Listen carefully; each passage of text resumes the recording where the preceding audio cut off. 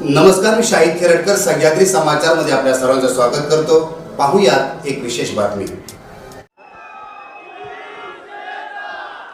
जमलेल्या माझ्या तमाम हिंदू बांधवांनो, भगिनींनो आणि मातांनो,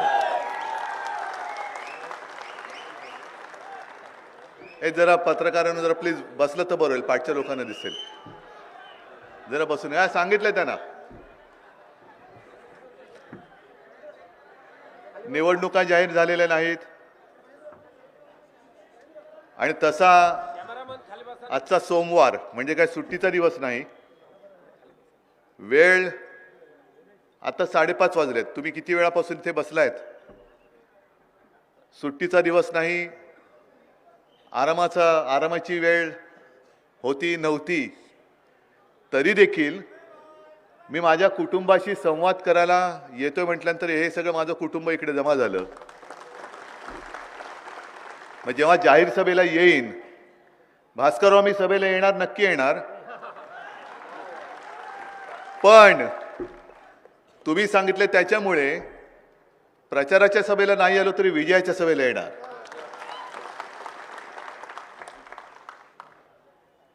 मला नेहमी नाती अशी काही सांगत बसण्याची आवश्यकता लागलेली नाहीत। म्हणजे जसं तुम्ही सांगितलं की चिपळूण हे माझं आजोळ, माचं माहेरघर, तसं शिवसेना प्रमुखांची आई ही अमरावतीतील परतवाड्याची। पण मी असं कधी म्हटलेलं नाही की भाई और बहनों, मेरा और चिपळूण का बहुत पुराना रिश्ता है। अरे रिश्ता निभाने वाला चाहिए ना, दिखाने वाला नहीं चाहिए। रिश्ता है तो निभाओ।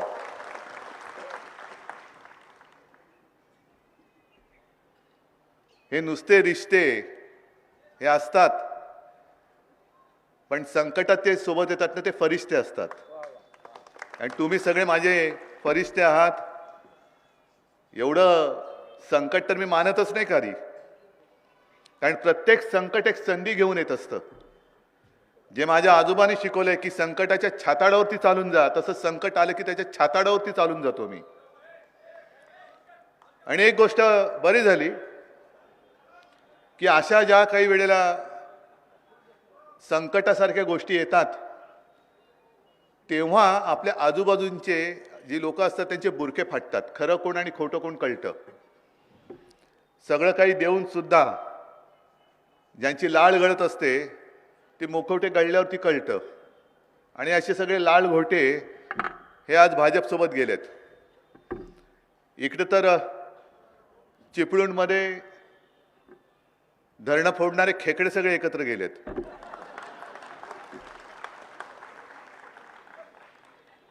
बरोबर ना? आता खेकडा म्हटला की खेकडा तो तिरकाच चालणार, पण खेकड्याचं काय करायचं तुम्हाला कल्पना आहे? काय करायचं? अरे सोमवार आहे ना आज, आजचे दिवस तरी सोडा खेकड्याला। आणि अमावस्या पौर्णिमा कधी आहे बघा, मग निदान भरलेला तरी असेल। हे जे काय मी तुम्हाला सगळ्यांना भेटतोय त्यामागे राजकारण आहे का? हो आहेच। कारण ज्या पद्धतीने भारतीय जनता पक्षाचा जो एक कारभार चाललेला आहे, मी सर्वोच्च न्यायालयात आपण गेलेलो आहोतच। आशा आहे वेळेमध्ये निकाल लागेल, न्याय मिळेल, ही अपेक्षा सर्वोच्च न्यायालयाकडनं नाही ठेवली तर आणखीन कोणाकडनं ठेवायची? पण सर्वोच्च न्यायालयाच्या बरोबरीने आपल्या देशामध्ये जे सगळ्यात मोठं न्यायालय ते तुम्ही आहात, जनतेचं न्यायालय। जनतेचं न्यायालय, त्या जनतेच्या न्यायालयात एक गेल्या काही दिवसांपूर्वी जनता न्यायालय, मला नाही वाटत की असा प्रयत्न किंवा अशी काही गोष्ट यापूर्वी कोणत्याही राजकीय पक्षाने केली असेल। कारण लोकांना दाखवलं तोंड राहिलं पाहिजे ना। आम्ही काही पाप नाही केलं म्हणून आम्ही लोकांसोबत जाऊ शकतो, लोकांमध्ये मिसळू शकतो। आणि आज सुद्धा बघा इकडे कुटुंब संवाद म्हटल्यानंतर मी काय देणार आहे का तुम्हाला? काहीच नाही देणार आहे। माझ्या हातात ठेवलंय काय? माझे हात रिकामे आहेत। तुम्हाला सगळ्यांना माहिती आहे की माझे हात रिकामे आहेत, मी काही तुम्हाला देऊ शकत नाही। तरी सुद्धा एक सुद्धा माणूस इकडे मी भाड्याने आणलेला नाही, माझ्याकडे एक सुद्धा माणूस भाडकाऊ नाही। पण जेव्हा सत्ताधारी येतात हल्लीचे, सरकार आपल्या दारी करत काहीच नाही. तिथे सुद्धा झालेल्या योजनांचा पुन्हा ते एक पाढाव असतात आणि काही जणांतर दिलेली प्रमाणपत्र पुन्हा देतात.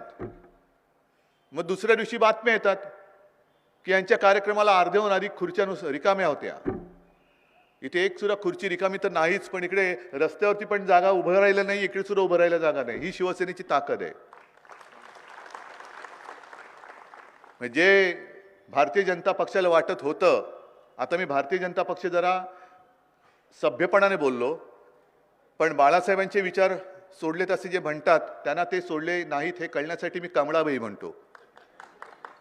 कारण कमळाबाई शब्द माझा आहे का? कोणी दिला कमळाबाई नाव? बाळासाहेबांनी दिला. आणि परत मी तर घराणेशाहीवाला आहे, एकतर घराणेशाहीवाला आणि बाळासाहेबांचे विचार पकडून ठेवणार, म्हणून कमळाबाईला असं वाटलं की शिवसेना ही संपेल. 2014 सालीच ते आपल्याला संपवायला निघाले होते. मग मी त्यांना प्रश्न जेव्हा विचारतो, अजूनही कोणाचं धड उत्तर येतच नाही. आज जे आपले पंतप्रधान घराणेशाहीच्या विरुद्ध टाहो फोडतायत, 2014 साली मीच पक्षप्रमुख होतो. जे आत्ताचे बोलतायत की यांच्याकडे पक्षप्रमुख पदच नाही, मग तुम्ही पाठिंबा कोणाचा घेतला होता?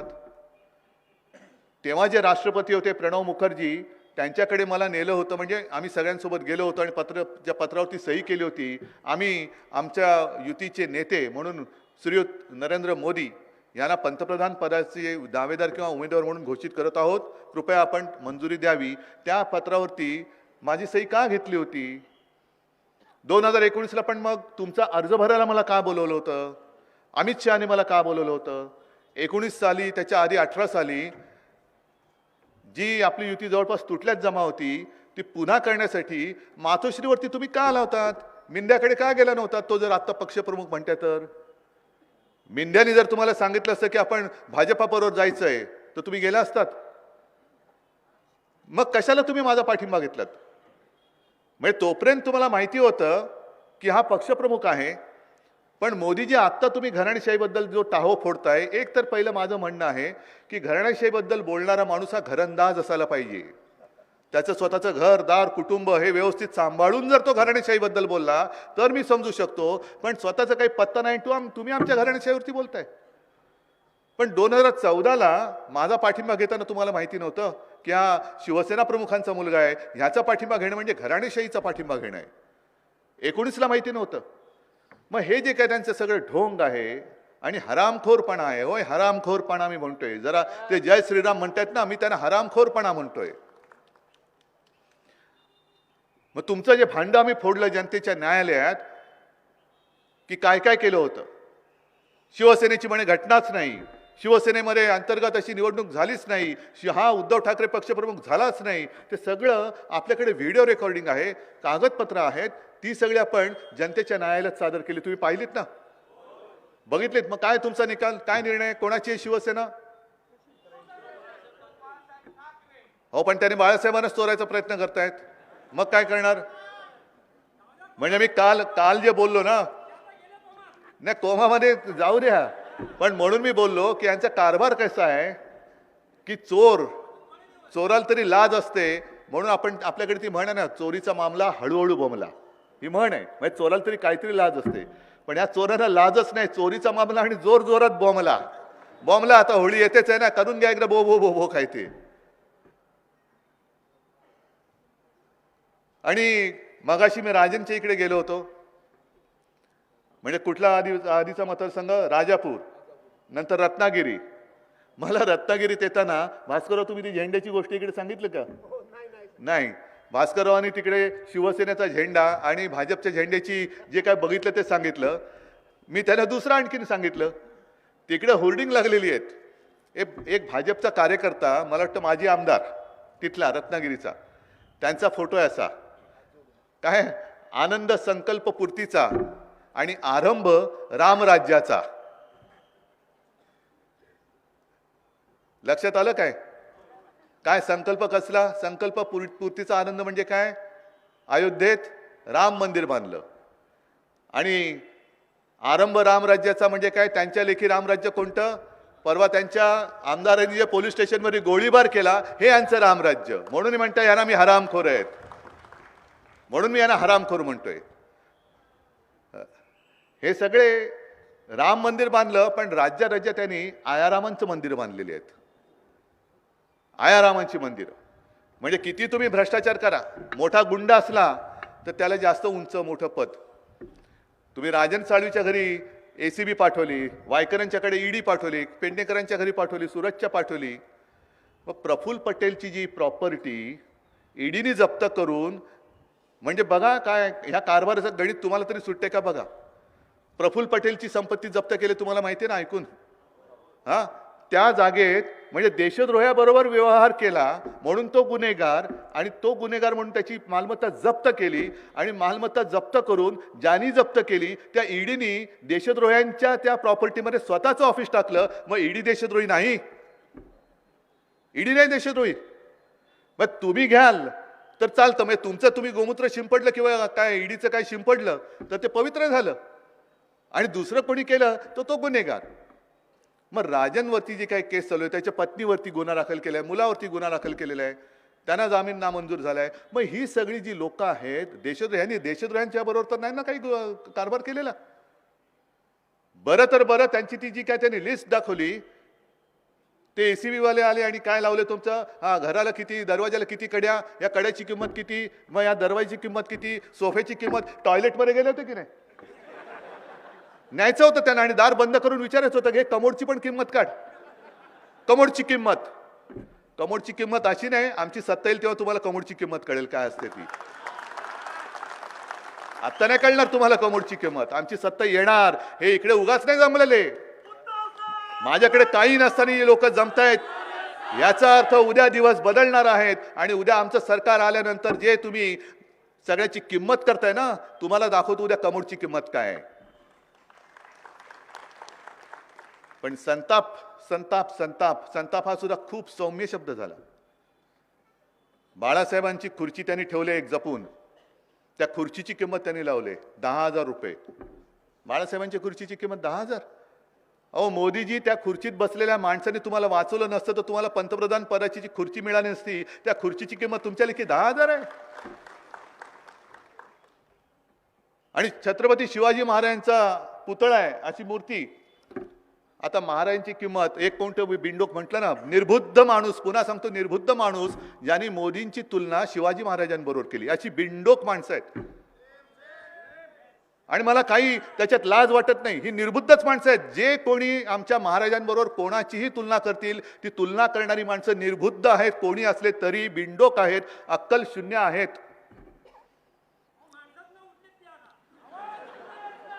ही निर्बुद्ध माणसं आहेत, म्हणजे त्यांची अंधभक्त आहेत. उगाच काहीतरी धर्माच्या नावाने मारामाऱ्या करायच्या. आम्ही पण हिंदुत्ववादी आहोत ना, का आम्ही हिंदू धर्म सोडलेला नाही. पण छत्रपती शिवाजी महाराजांच्या पुतळ्याची किंमत तुम्ही 5,000 रुपये लावता, मग मोदींची किंमत तुम्ही त्यांच्यावर तुलना केली होती किती लावली पाहिजे. मग हे सगळे जे प्रश्न आहेत, म्हणजे असा काय मोठा गुन्हा त्यांनी केलेला आहे. वायकरच्या मागे ED, ह्याच्या मागे ED, त्याच्या मागे ED. मी तर सांगतो ही नामर्दाची लक्षणे आहेत, नामर्दाची लक्षणे आहेत. ही अशी एवढी सगळी जनता तुमच्याकडे येत नाही. गेली 10 वर्ष तुम्ही जर का एवढी सगळी सुवर्ण संधी, प्रत्येकाकडे संधी मिळत असते, पण संधीचं सोनं करायचं का संधीची माती करायची हे ज्याचं त्यांनी ठरवायचं असतं. तुम्ही संधीची माती केलीत, बरं माती तरी चांगली असायला पाहिजे ना. मातीतनं सुद्धा झाडं येतात, पण यांच्या मातीमधनं काहीच येत नाही. कधी विचार आलेला नाहीत, कधी नेते आलेले नाहीत, कधी आदर्श आलेले नाहीत. अशी ही सगळी भिकार माती आहे. आजपर्यंत भारतीय जनता पक्षाने काय दिलं? काही नाही दिलेलं. म्हणून मी जिथे जिथे जातोय, आता मला दिसत आहेत, म्हणजे वाटेत सुद्धा काही स्वागताला असतील, इकडे सुद्धा काही आले असतील, मुस्लिम समाजाची लोक येत आहेत, महिला येत आहेत, पुरुष येत आहेत. आणि मी त्यांना विचारतो की काय हो, तुम्हाला माहिती नाही मी कोण आहे? मी हिंदू हृदय सम्राटांचा पुत्र आहे, आणि मी सुद्धा हिंदू आहे, हिंदुत्ववादी आहे. आणि ते सांगतात, काही शुद्ध मराठीत बोलतात. मला तर परवा एका ठिकाणी मराठीमध्ये कुराणाची प्रत दिली, मराठीमध्ये कुराणाची प्रत. पण ते मुसलमान सांगतात की साहेब, तुमच्याबद्दल आमचा गैरसमज करून दिला होता. तुमचं हिंदुत्व वेगळं आहे आणि भाजपाचं हिंदुत्व वेगळं आहे. म्हटलं काय हिंदुत्व आहे? त्याला तुमचं हिंदुत्व आहे ते घरातली चूल पेटवणार आहे आणि भाजपचं हिंदुत्व हे घर पेटवणार आहे. म्हणून मी भारतीय जनता पक्षाला सांगतोय की तुम्ही आम्हाला धर्म वगैरे शिकवायला जाऊ नका, हिंदुत्व शिकवायला जाऊ नका. कारण माणसाने धर्म घडवलेला आहे. तुम्ही धर्माने माणूस बिघडवू नका. माणसाने धर्म घडवलाय आणि तुम्ही धर्माने माणूस बिघडवताय. गाडगे बाबा कोण होते? काय हिंदू नव्हते? पण गाडगे बाबांनी जो एक धर्म शिकवला, जो तहानलेला असेल त्याला पाणी देणं, जो भुकेला असेल त्याला अन्न देणं, आणि ज्याला घर नाही त्याला घर देणं, ज्याच्याकडे वस्त्र नाही त्याला वस्त्र देणं, ही दशसूत्री मी मुख्यमंत्री असताना मंत्रालयाच्या दारात लावली होती. यांनी सरकार पाडलं आणि ते पण काढलेलं. मग टीका झाली. मग टीका झाल्यानंतर परत लावली असं म्हणतात. मी नाही बघितलं ते. आहोत ना, आम्ही हिंदू आहोत. पण आमचं हिंदुत्व म्हणजे जो दुसऱ्या धर्माचा दिसेल त्याला ठोक असं नाहीये. मी गेल्या सभांमध्ये सातत्याने सांगतो आणि चॅनलच्या माध्यमातून तुम्ही सुद्धा पाहिलं असाल म्हणून मी पुन्हा पुन्हा ते काही सांगत नाही बसत. पण निवडणूक आल्यानंतर यांना सगळ्यांचं जे प्रेमाचं भरतं येतं. निर्मला सीतारामन बाई ज्या बोलल्या की आता या देशामध्ये 4च जाती आम्ही मानतो, तरुण, गरीब, शेतकरी आणि महिला. मग सांगा ना, 10 वर्षात त्या शेतकऱ्यांसाठी काय केलं तुम्ही? शेतकरी आंदोलनाला बसले होते. कडाक्याच्या थंडीमध्ये काही शेकडो शेतकरी मृत्यू पावले. तुम्ही गेला होता तिकडे? पंतप्रधान गेले होते. महिला म्हटल्यानंतर मणिपूरमध्ये ज्या महिलांची विटंबना झाली, अशा कित्येक गोष्टी घडल्या असतील पण अजून आपल्यापर्यंत पोहोचल्याच नाहीत आणि अशा गोष्टी होऊच नाहीत. तिथे पंतप्रधान गेले होते. आता जे पंतप्रधान वारंवार येत आहेत, आता पुन्हा एकदा म्हणजे मी काळाराम मंदिरात गेलो, त्याच्या आधी हे काळाराम मंदिरात गेले. सिंधुदुर्गामध्ये हे पण जाऊन आले. पण मी सिंधुदुर्गात जाऊन छत्रपती शिवाजी महाराजांच्या मंदिरात जाऊन तिथे माथा टेकून त्यांचे आशीर्वाद घेऊन आलो. मोदीजी, तुमचा कार्यक्रम ज्यांनी ठरवला तो फक्त शिवाजी महाराजांचं मंदिर विसरला आणि तुम्हाला उगाच तो तिकडे समुद्र किनाऱ्यावरती एक हेलपाटा मारून आणला. मग का गेला होतात सिंधुदुर्गात? जगातले एकमेव आमच्या छत्रपती शिवाजी महाराज म्हणजे आमचं दैवत आहे, त्यांचं तिकडे मंदिर असताना नौदल दिन तुम्ही तिकडे साजरा केला. अभिमान आहे. हे नौदलाची ताकद ही एका व्यक्तीची नाही, ती माझ्या भारत मातेची आहे. तिकडे असंख्य जवान माझ्या भारत मातेसाठी म्हणजे आपल्यासाठी छातीचा कोट करून उभे असतात. म्हणून आम्ही हे सगळे सोहळे करू शकतो. ही ताकद त्यांची आहे. पण ती तुम्ही एका बाजूला केली. एका बाजूला उभारायचं म्हणून एक महाराजांचा पुतळा उभारला. झालं तुमचं काम. का नाही गेला सिंधुदुर्गात? का नाही गेला त्या मंदिरामध्ये? का नाही तिकडे माथा टेकलात? मग जर मी असं म्हटलं की तुमचं हे शिवप्रेम हे बेगडी आहे, मग ते सांगतील आता 19 तारखेला मी शिवनेरीवरती जातोय. पण शिवनेरीवरती जात आहे मग तुम्हाला अचानक माझ्या महाराष्ट्राचं प्रेमाचं भरतं यायला लागलंय म्हणून माझा महाराष्ट्र फसणारा नाहीये. अजिबात नाही फसणार. कारण सिंधुदुर्गात आल्यानंतर मला तरी असं वाटलं होतं की कोकणासाठी जसं आता विनायक राऊत तुम्ही सांगितलं आणि लोकांना माहिती आहे की महाविकास आघाडीचं सरकार असताना काय काय केलं होतं आणि करू शकत होतो, पण ह्यांनी गद्दारीने सरकार पाडलं. तर माझी अशी अपेक्षा होती की मोदीजी कोकणात येत आहेत तर कोकणासाठी भरघोस काहीतरी देऊन जातील. द्यायचं तर सोडाच, पण इकडनं एक पाणबुडी पर्यटन प्रकल्प ते गुजरातमध्ये पळवून घेऊन गेले. आता शिवनेरीला येत आहेत, काय पळवतील सांगता येत नाही. इकडनं तो सगळा बल्क ड्रग पार्क तो घेऊन गेले. मुंबईचं डायमंड मार्केट होतं ते घेऊन गेले. टाटा एअरबस ते घेऊन गेले. वेदांत फॉक्सकॉन ते गुजरात, सगळं गुजरात गुजरात गुजरात. आपले 40 गद्दार सुद्धा पहिले गेले गुजरात. दावोसवरनं काय आणलं त्याचा विचारायचं नाहीये, पण यांची सगळी खाजगी मालमत्ता तिकडे गेली होती असं म्हणतात. नाही नाही, म्हणजे कपडे बिपडे काय असतील ते मी म्हणतोय. तुम्ही लगेच वेगळा काही विचार करू नका. असं पाप माझ्या मनात कधी येत नाही, अजिबात येत नाही. मग सगळ्यांना एकत्र करायचं, 4च जातींवरती काम करायचं. निवडणूक आल्यानंतर सबका साथ आणि निवडणूक जिंकल्यानंतर दोस्त का विकास. निवडणुकीत सबका साथ आणि निवडून आल्यानंतर दोस्तों का विकास. मग तुम्ही बसा बोंबलत. शेतकरी असाल करा ठणाणा, महिला असाल आक्रोश करा, गरीब असतील तसेच हे करा. आम्ही 80 कोटी जनतेला फुकट अन्न देतो. धान्य देतो, धान्य देतो. अहो 80 कोटी म्हणजे आपल्या देशाची लोकसंख्या किती? 140. म्हणजे अर्ध्यापेक्षा जास्त लोकांना तुम्हाला धान्य द्यावं लागतंय. मग बेकारी कमी झाली कुठे? दरवर्षी 2 कोटी लोकांना तुम्ही रोजगार देणार होता. मग 2 कोटी लोकांना जर रोजगार दिले असते तर गेल्या 10 वर्षामध्ये किती? 20 कोटी, बरोबर ना? 20 कोटी लोकांना रोजगार मिळायला पाहिजे होते. चिपळूणमध्ये किती लोकांना मिळाले? 20 कोटीपैकी केंद्र सरकारच्या योजनेतून नाही.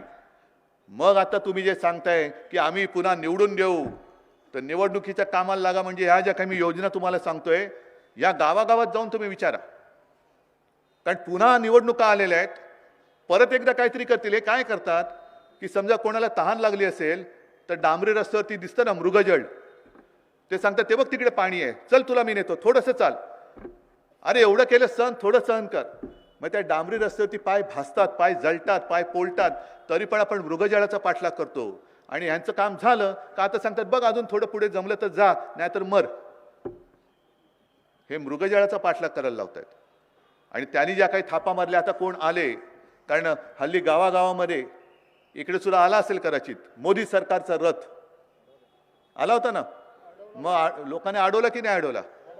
कारण गरीब शेतकरी अडवतायत आणि विचारतायत अधिकाऱ्यांना. त्यांचं काहीच नाही, कारण त्यांना वरनं ऑर्डर येतात तसे ते कामं करतात. ते शेतकरी विचारतात हे मोदी सरकार की भारत सरकार? कोणाचं सरकार आहे? का भारताचं नाव माझ्या देशाचं बदललं तुम्ही? हे सरकार एकट्याचं नाहीये, हे सरकार भारत देशाचं आहे. भारत सरकार पहिलं लिहा. आणि कसल्या योजना तुम्ही सांगताय? आमच्याकडे तुमचं काही चालेल नाहीये.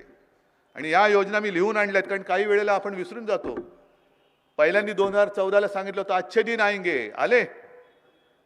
प्रत्येकाच्या खात्यात 15 लाख रुपये येणार होते, आले. 2 कोटी लोकांना नोकऱ्या मिळाल्या. महिलांना काय मिळालं? म्हणून या योजना आहेत, जनधन योजना, उज्ज्वला योजना, आयुष्यमान भारत योजना, प्रधानमंत्री भारतीय जन औषधी योजना. ही योजना काँग्रेसची होती, यांनी नाव बदलून केलं, बरोबर ना? काँग्रेसची लोक इकडे आहेत, राष्ट्रवादीची पण आहेत, बरोबर आहे. पंतप्रधान स्वनिधी योजना. आता पंतप्रधान स्वनिधी योजना म्हणजे माझं असा समज आहे की हा प्रधानमंत्री केअर फंड असावा, PM केअर फंड, कारण त्याचा अकाउंटच कोणी मागायचा नाही. म्हणून हा पंतप्रधान स्वनिधी म्हणजे बहुतेक PM केअर फंड असेल. पीएमच्या नावाने, पीएमचा अर्थ काय? हा कोकण पट्ट्या म्हणून तुम्हाला कळेल की PM म्हणजे काय. तर तुमचा चिपळूणचा हास्य जत्रेतला प्रभाकर मोरे, अरे वसाड्या पीएमचा अर्थ तरी सांग. हा मग अर्थ विचारला का मग त्यांचं गाणं सुरू होतं, अगं शालू. हा बरोबर, दे ना पैसा. असं होतं त्यांचं ते. हे असा त्याचा अर्थ आहे का? PM केअर फंड म्हणजे आमचा चिपळूणचा प्रभाकर मोरे त्याचा फंड आहे हा. मग लोकांनी टाटानी 1,500 कोटी काय प्रभाकर मोरेंना दिले होते का पंतप्रधान नाव लावले म्हणून त्या फंडाला दिले होते? किती हजारो कोटी रुपये त्याच्यामध्ये गोळा झाले, कोणाचा कोणाला काही पत्ता नाही. पण माझ्या राजन साळवीच्या घरी जाऊन तुम्ही शिवाजी महाराजांच्या पुतळ्याची किंमत करता, बाळासाहेबांच्या खुर्चीची किंमत करता. मग प्रधानमंत्री तो जो काय PM केअर फंड आहे त्याचा हिशोब पहिला राजनला द्या आणि मग त्याच्या घरामध्ये जा.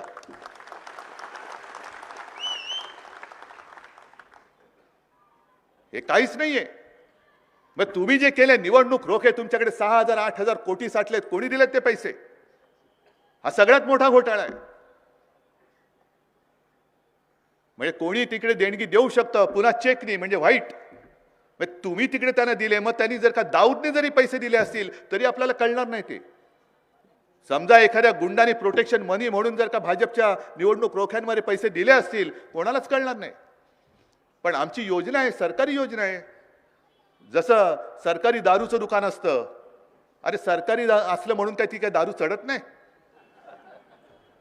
शेवटी देशी म्हटल्यानंतर सरकारी असली तरी ती दारू चढतेच, दारू ती दारूच असते. तसं तुम्ही केला तर तो घोटाळा नाही. पण आम्ही नुसतं काहीतरी नवीन वेगळं केलं, जो घोटाळा नाही तरी तो तुमच्या लेखी घोटाळा करणार असाल तर मग मात्र लक्षात ठेवा, उद्याचे दिवस तुमचे वाईट आहेत. अच्छे दिन यांचे येणार आहेत, पण बुरे दिन आपके आने वाले हैं. आपके बुरे दिन आने वाले हैं. कारण आता जनता ऐकणार नाही, अजिबात ऐकू शकत नाही. आणि जे काय तुमचं थातूर मातूर सगळं चाललेलं आहे सगळ्यांना सोबत घ्यायचं.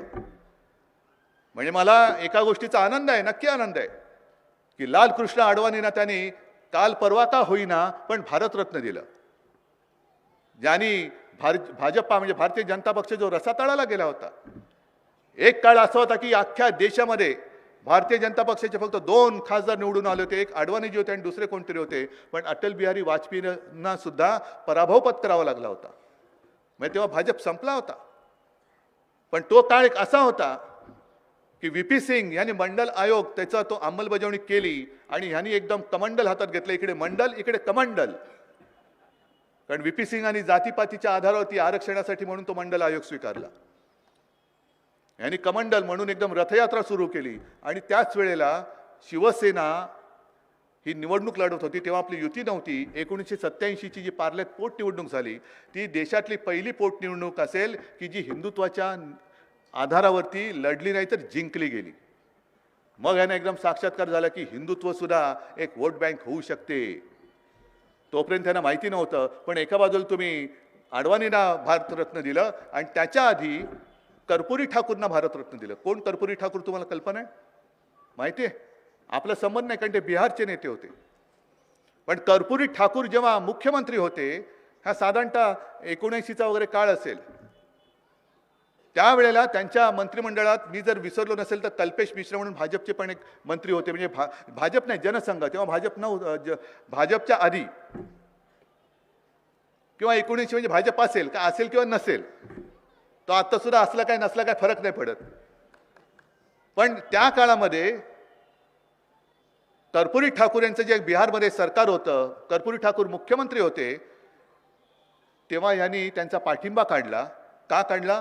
कारण कर्पुरी ठाकूरांनी त्यावेळेला बिहारमध्ये 26% आरक्षण हे जातीच्या निकषावरती जे मागास आहेत, वंचित आहेत, त्यांना सरकारी नोकरीत आरक्षण दिलं. म्हणून त्याच्या विरोधात यांनी त्यांचा पाठिंबा काढला. आणि आज एका बाजूला मंडल म्हणजे कर्पुरी ठाकूर त्यांना भारतरत्न, दुसऱ्या बाजूला कमंडल म्हणजे लालकृष्ण अडवाणी त्यांना भारतरत्न.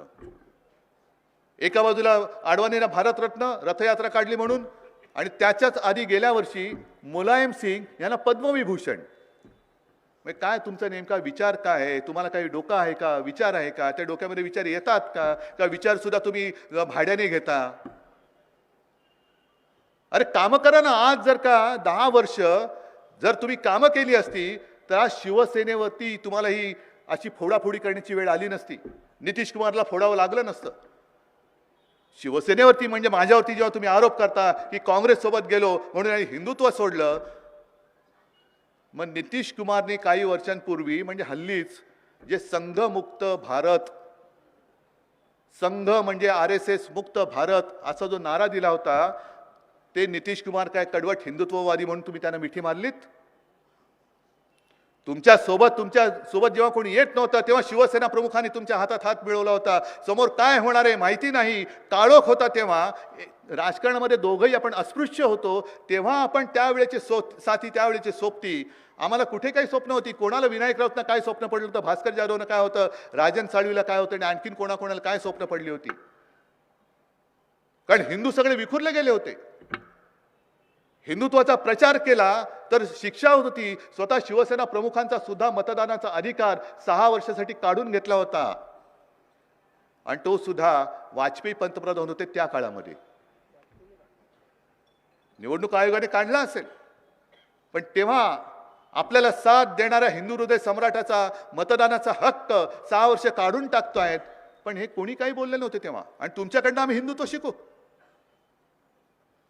मला यांच्याकडनं काही शिकण्याची गरजच नाही. आमची फसगत झाली म्हणून मी मागे एकदा बोललो होतो की 25 वर्ष माझ्या शिवसैनिकांची आणि शिवसेनेच्या आयुष्याची यांच्या सोबतीमध्ये सडली. हे मी आज पुन्हा बोलतोय. खरंच सडली. आणि जे लाचार होते ते निघून गेले. भेकड असतील ते जावं. भेकडाने इकडे स्थानच नाहीये. पलीकडे सुद्धा मी गेलो होतो त्या रत्नागिरीमध्ये, ज्याला मी मंत्री केला होता. काय बाकी ठेवलं होतं द्यायचं? मिंद्याला सुद्धा जे द्यायचं होतं ते दिलंच होतं. मग इतर जर का तुम्ही राजकीय पक्ष बघितले प्रत्येक प्रदेशामध्ये, मी जे नेहमी सांगतो की अरे माझी इच्छा नसताना मला मुख्यमंत्री व्हावं लागलं. पण दुसरे जे पक्ष आहेत दुसऱ्या राज्यांमध्ये, तिकडे चंद्रबाबू प्रमुख तर चंद्रबाबूच मुख्यमंत्री होतो. करुणानिधी त्यांच्यानंतर स्टॅलिन असेल, नितीश असतील, आणखीन कोण असतील, ते जगनमोहन रेड्डी, सगळीचकडे तिकडे संगमा असतील, प्रत्येक ठिकाणी आणि ममता दिदी असतील.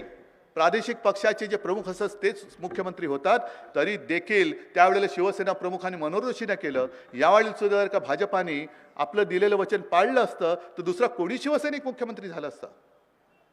पण केवळ इकडे ज्यांनी तुमची सगळ्यांचे चोचले पुरवले, लाड केले, होय केलेच, जे जे काही येत गेलं ते सगळ्यांच्यावरती उधळत गेलो आम्ही. आणि जरा कुठे अपवादात्मक परिस्थितीमध्ये मला ती जबाबदारी स्वीकारावी लागली तर लगेच घराणेशाही. काय तुमची स्वप्न, काय तुम्हाला कोंब फुटले. म्हणजे यांनी बाळासाहेबांचे विचार सोडून दिले.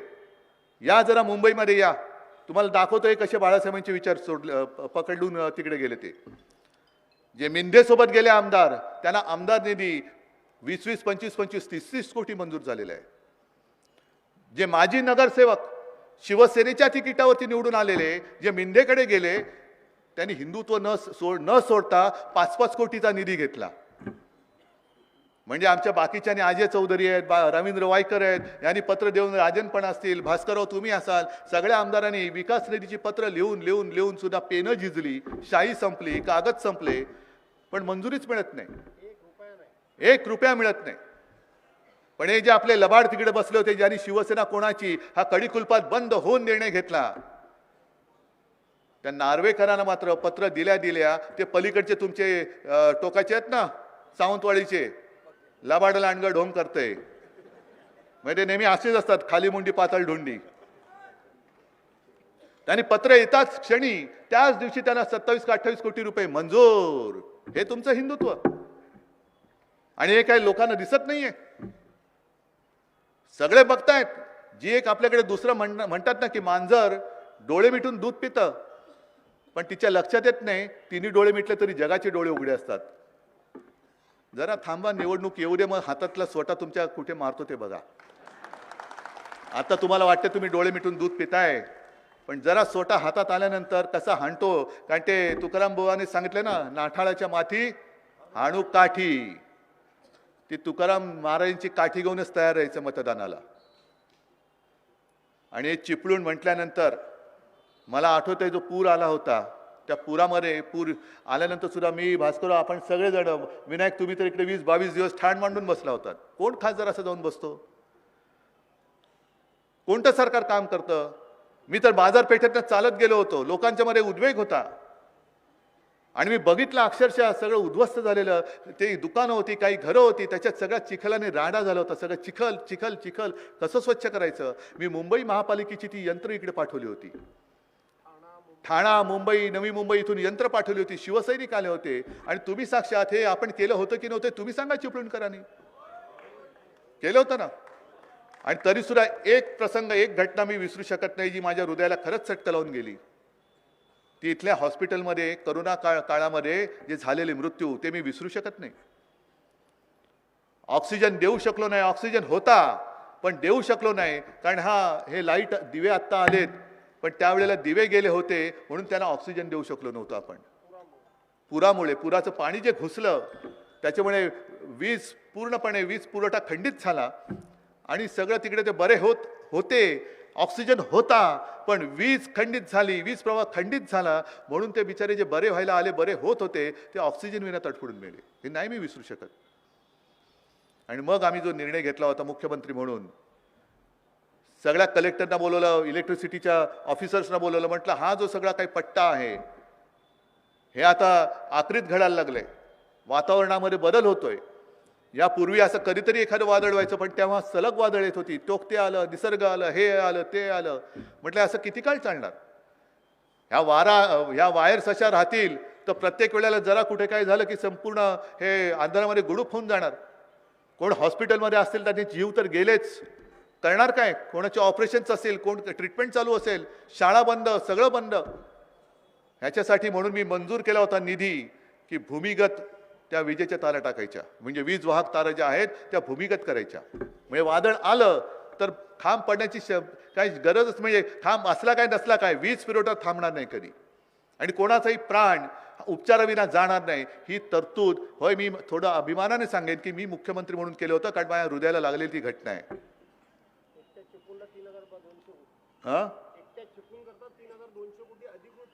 भास्करराव सांगतात की एकट्या चिपळूणसाठी 3,200 कोटीचं बजेटमध्ये मी प्रोव्हिजन केली होती. ही गर्दी इकडे जमली ती काय उगाच नाही जमलेली. आज निवडणुकीमध्ये मी येऊन तुम्हाला काहीतरी सांगेन तर तुम्ही मला विचाराल की अरे आधी का नाही आलास, पण आधी मी येऊन गेलो होतो आणि यापूर्वी पण आलो होतो, या पुढे पण येणार आहे. आणि एक गोष्ट नक्की की ही दुर्घटना एक झाली तरी देखील तुमच्याकडे येणं नुसतं चालू नाही ठेवणार, मी काम करून येऊन दाखवेन, काम करून येऊन दाखवेन. आणि म्हणून आता या निवडणुका येत आहेत, थापेबाजी जोरात होईल.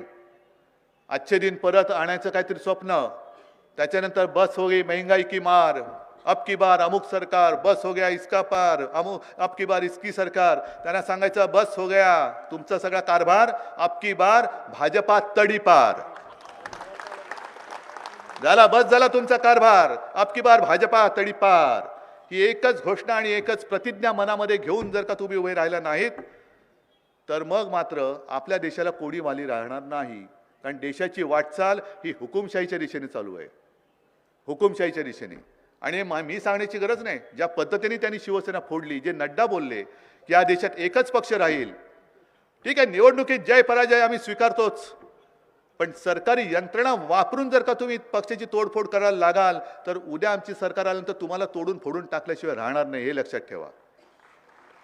आणि या हुकुमशाहीपासून माझी ही लढाई नाही एकट्याची. माझं मुख्यमंत्रीपद गेलं नाही, मी सोडून दिलं एका क्षणामध्ये. इकडे माझी पत्नी बसले, तिला विचारा, फेसबुक लाईव्ह केला, घरामध्ये आलो आणि सांगले चल निघायचं, आता आहे तसं आपण निघायचं. मोह असता तर मी चिपटून बसलो असतो, पण मी तसा काही मोह ठेवलाच नाही, अजिबात ठेवला नाही. मी तुमच्याबरोबर आहे आणि तुम्ही माझ्याबरोबर आहात. आणि जी लढाई मी लढतो आहे ती केवळ शिवसेनेची नाही, केवळ भाजपा बरोबर नाहीये, केवळ मोदींबरोबर नाहीये, तर ही लढाई तुमची आहे. तुम्ही विचार केला पाहिजे की जर यावेळेला भाजप सरकार परत आलं तर तुमच्या पिढ्या ज्या आहेत त्या पुढच्या पिढ्या हुकुमशहाच्या ताब्यात जाणार आहेत. मग इकडे माता भगिनी बसल्यात, तुम्हाला हे मंजूर आहे तुमच्या पुढच्या पिढ्या हुकुमशहाच्या हातामध्ये देणं? आणि हुकुमशाही चालले की नाही चालले मी तुम्हाला सांगण्यापेक्षा देशातल्या ज्या काही बातम्या येत आहेत, ज्या पद्धतीने चंदीगडमध्ये चाललंय, ज्या पद्धतीने महाराष्ट्रामध्ये कारभार चाललाय, जसं त्या सोरणला अटक केली, जसं केजरीवालच्या मागे लागलेत, जसं राजन साळवीच्या मागे लागलेत, म्हणजे यांच्याकडे जे जातात त्यांना काही होत नाही. म्हणजे अगदी तिथला तो आसामचा सुद्धा मुख्यमंत्री, त्यांच्यावरती सुद्धा भ्रष्टाचाराचे आरोप होते. मला वाटतं पहिला तुमच्या काँग्रेसचाच होता, बरोबर ना, हेमंत बिस्वा, काँग्रेसचं, बरोबर आहे. त्या संगमाच्या मुलाला तिकडे घराणेशाही काही नाहीये, कोनराड संगमा. अमित शहाने आरोप केले होते की देशातलं सगळ्यात भ्रष्ट सरकार हे तिथे आहे, तरी निवडून आल्यानंतर त्याला मुख्यमंत्री करून त्याच्या मांडीला मांडी लावून बसता. हेमंत बिस्वाला डोक्यावर घेतलं, इथे याला डोक्यावर घेतलं. म्हणजे एकतर हे सगळे पक्ष तोडून टाकायचे, मोडून टाकायचे आणि त्यांची जी पालखी वाहतील तेवढेच सगळे स्वच्छ. तुम्ही भ्रष्टाचार करा, भाजपात या, आपको कुछ नहीं होगा, ये मोदी गॅरंटी आहे, ये मोदी गॅरंटी. हे अशा गॅरंट्या फिरंट्या नको, मला तुमची एक गॅरंटी पाहिजे. मी लढतोय, तुम्हाला पटते की नाही? या लढाईमध्ये तुम्ही माझ्यासोबत रणांगणात उतरणार आहात की नाही, ही एकच गॅरंटी द्या. आणि गॅरंटी देणार असाल तर एकदाच छत्रपती शिवाजी महाराज की जय अशी घोषणा द्या की दिल्ली दणाणली पाहिजे. द्या, तुम्ही द्या. छत्रपती शिवाजी महाराज की जय भवानी. हिंदू हृदय सम्राट शिवसेना प्रमुख मान्य बाळासाहेब ठाकरे यांचा. अरे उद्धव साहेब तुम आगे बढ़ो. जय हिंद, जय महाराष्ट्र.